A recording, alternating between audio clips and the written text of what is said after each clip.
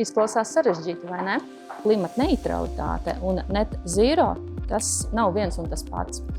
Klimata neutralitāte ir tad, kad mēs varam kompensēt savas emisijas, iegādājoties šos oglekļa kredītus.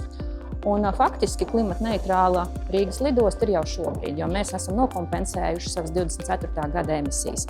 Savukārt net zero nozīmē to, ka mēs savā darbībā maksimāli mazinam emisijas līdz nulles līmenim. Un tikai tās emisijas, kuras mēs tehniski nevaram nomazināt, tās mēs kompensējam ar tādiem oglekļa certifikātiem, izņemot šo oglekli no atmosfēras, jeb tiem saucamajiem removal certifikātiem. Un savukārt net zero plāns mums ir paredz sasniegt šo mērķi 35. gadā.